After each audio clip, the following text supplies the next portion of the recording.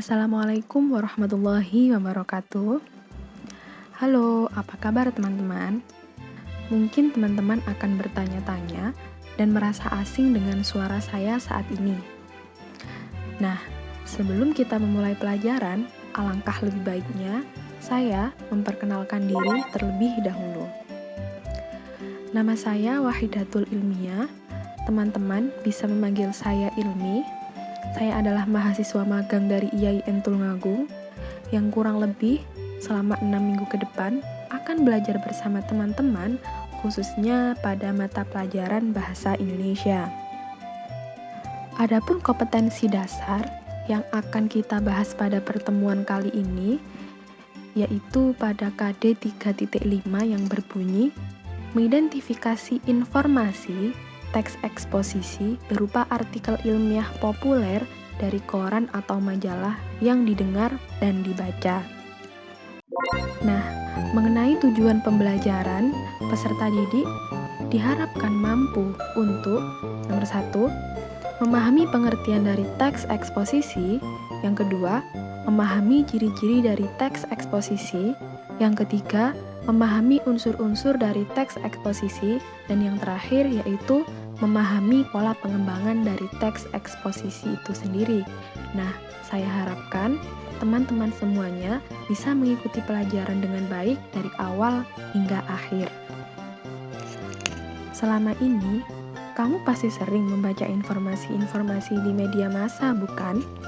Seperti di koran, majalah, media online, hingga media sosial pun, kamu pasti sering membaca informasi-informasi tersebut.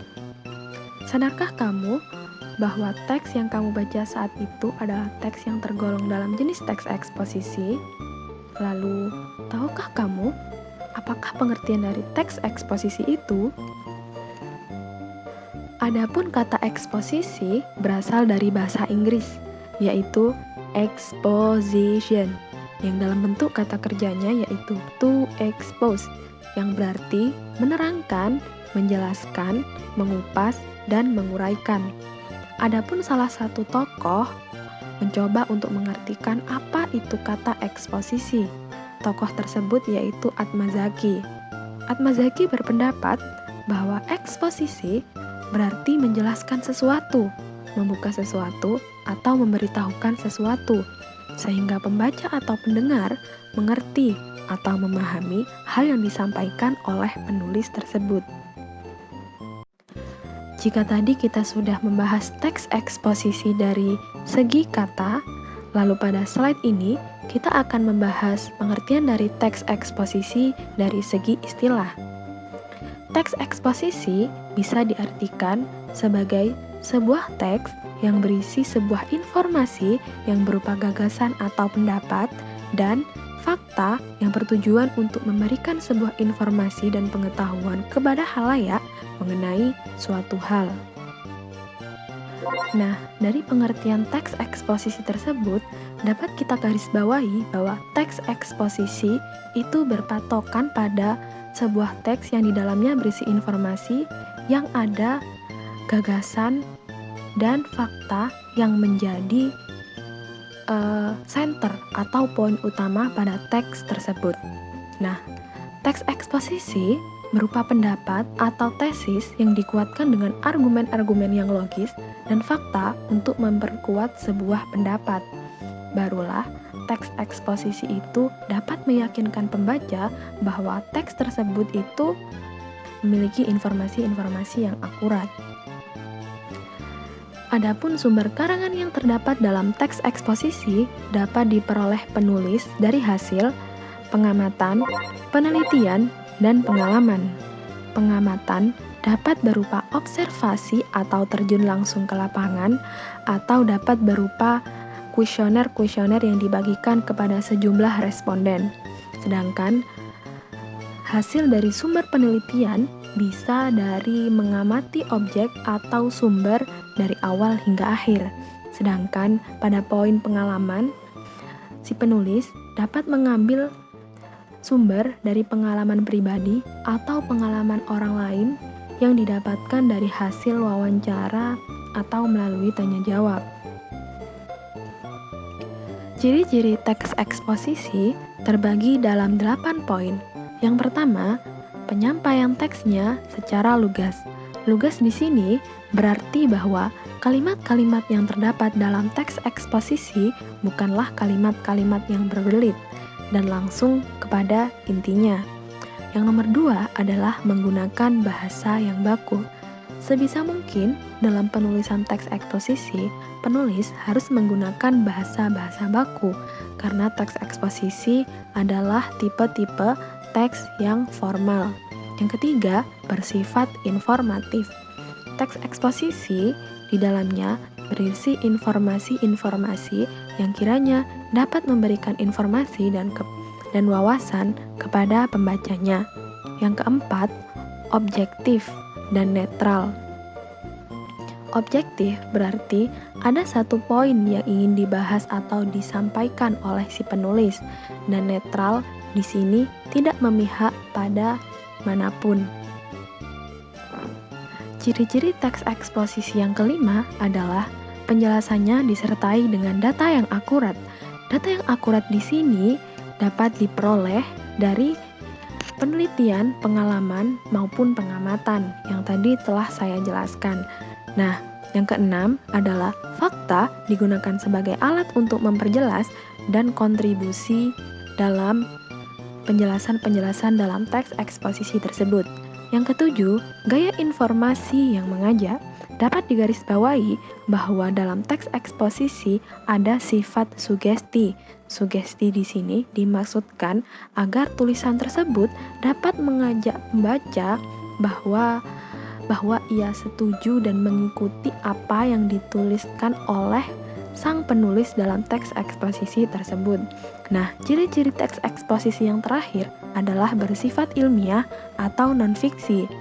Di sini dapat kita tangkap bahwa teks eksposisi bukanlah teks yang dapat dikarang begitu saja. Kita tidak dapat mengarang teks eksposisi sesuai hati kita, tetapi kita harus membuat teks eksposisi berdasarkan fakta-fakta, data, maupun pendapat atau tesis yang akurat, yang datanya bisa dibuktikan dan dapat diperkuat dengan adanya data-data tersebut. Unsur-unsur dalam teks eksposisi terbagi dalam 2 poin. Yang pertama adalah gagasan. Gagasan disebut juga sebagai ide atau pendapat. Gagasan juga bisa disebut dalam kata lain yaitu tesis. Gagasan isinya dapat berupa pernyataan yang dapat berbentuk komentar, penilaian, saran, dorongan, dan bujukan kepada pembaca mengenai subjek tertentu. Sedangkan fakta adalah kejadian atau peristiwa nyata yang benar ada atau benar-benar terjadi. Fakta digunakan untuk menegaskan kembali dan memperkuat gagasan agar lebih meyakinkan pembaca. Fakta juga dapat berupa bukti, data, dan kejadian nyata bahwa kejadian tersebut itu benar-benar terjadi.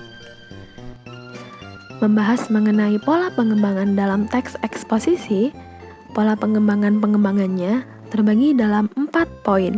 Yang pertama, ada pola pengembangan umum ke khusus. Yang kedua, ada pola pengembangan khusus ke umum. Ini merupakan kebalikan dari pola pengembangan yang pertama. Yang ketiga, ada pola pengembangan ilustrasi atau biasa disebut dengan penggambaran. Dan yang terakhir yaitu ada pola pengembangan perbandingan atau komparasi. Pola pengembangan yang pertama yaitu pola pengembangan umum ke khusus, disebut juga dengan paragraf deduktif. Dalam pola ini, ide pokok diletakkan di awal teks, kemudian diikuti dengan kalimat-kalimat pendukung sebagai kalimat penjelas ide pokok yang berada di awal teks tadi. Nah, yang kedua, ada pola pengembangan khusus ke umum, atau biasa disebut dengan paragraf induktif. Ini merupakan kebalikan dari pola pengembangan yang pertama tadi. Ide pokok dari teks eksposisi diletakkan di akhir teks dan didahului dengan kalimat-kalimat penjelas yang bersifat spesifik atau khusus. Nah, pada pola pengembangan ini, ide pokok digunakan sebagai kesimpulan dari teks eksposisi tersebut. Pola pengembangan yang selanjutnya yaitu pola pengembangan ilustrasi atau penggambaran. Teks eksposisi memuat gagasan utama yang disertai dengan contoh atau ilustrasi dari pengalaman seseorang. Ilustrasi atau penggambaran dari kejadian nyata tersebut digunakan untuk meyakinkan pembaca terhadap gagasan yang disajikan dalam teks tersebut. Nah, pola pengembangan yang terakhir yaitu pola pengembangan perbandingan atau biasa disebut dengan komparasi.